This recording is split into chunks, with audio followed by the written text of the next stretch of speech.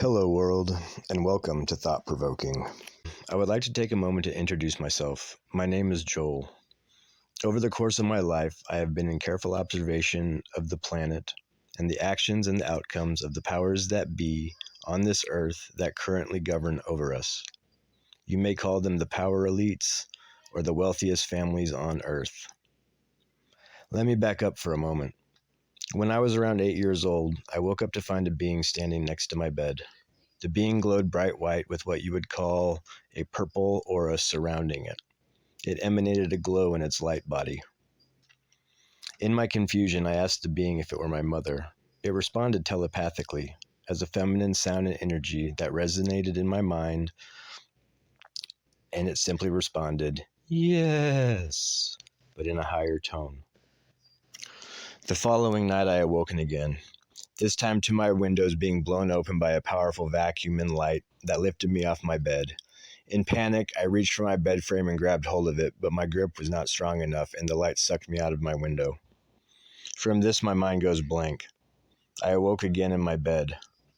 As a child, I wore glasses and was lactose intolerant. After the abduction, my sight improved to better than 20/20 and my intolerance to dairy had vanished. At the age of 38, I cannot recall much of my childhood of any seemingly importance surrounding these events, except for perhaps on the day I was standing next to my father and his friend, who were discussing a complicated math equation revolving around money as they were both in the banking world. In a flash, in my mind's eye, I saw the number they were looking for appear. I read the number aloud, and upon them checking into it, in their amazement, I had spouted out the correct number. My father still recalls this account. Nothing of the sort has happened in my mind's eye since then. In fact, quite the opposite. Thereafter, over the course of my life and up to the present moment, math, numbers, and the ability to retain simple information, as well as dates and time frames, come very difficult for me.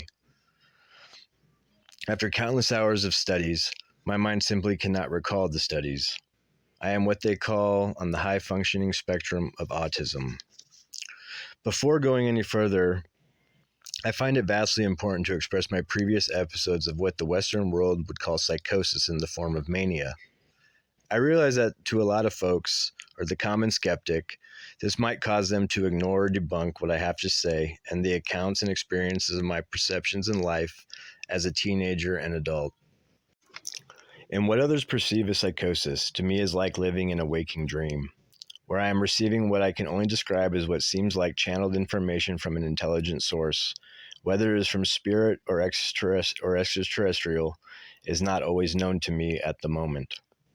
ESP is a thought form communication. It is not hearing voices, it is a projection of thought that enters the mind that comes across as a foreign thought, meaning a thought or an imaginative process that would not normally enter my mind or that I would be able to come up with on my own individually and comes out of nowhere. This thought voice, as I call it, has its own tone when it speaks to me.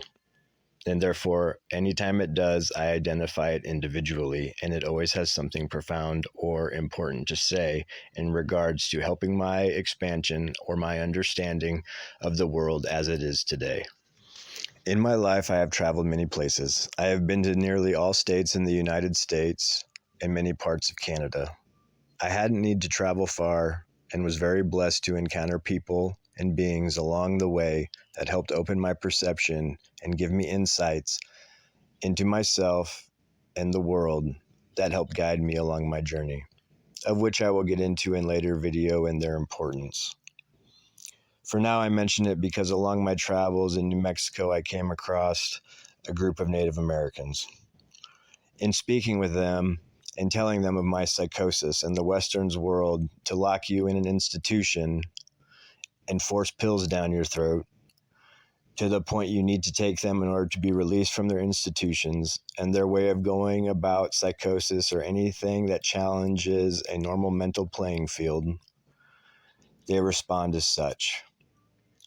The Native Americans gave me an overwhelming response that in their culture I would be revered as a shaman, especially considering that I do not take antipsychotic medications or any other medications to keep my mind, self, and state of life balanced once these episodes have subsided. I feel it is important to express that I do not experience psychosis unless I have been smoking marijuana heavily, daily, for months at a time. It is only then that I start going into these trance states of mind and eventually lose touch with what others call reality. I have since learned that in smoking marijuana less often and in smaller amounts, instead of losing touch with reality, it opens a channel that through various practices of meditation, I have learned to control and gain channeled information from, or what is perceived as channeled information, from a place and source of intelligence beyond myself. Normally, I would keep the visions through mindful meditation to myself. However, lately I've been given the drive internally as a feeling and thought form that it is now time on the planet for me to share what I have experienced and the things that I have perceived to possibly help the few or many enlighten themselves to the real reality that is going on around them and that is governing this earth. On this channel, I will go into many topics from mental illness, aliens, the space race, and so on, and how we are perceived and given the mask that things are okay, when in reality, they are not.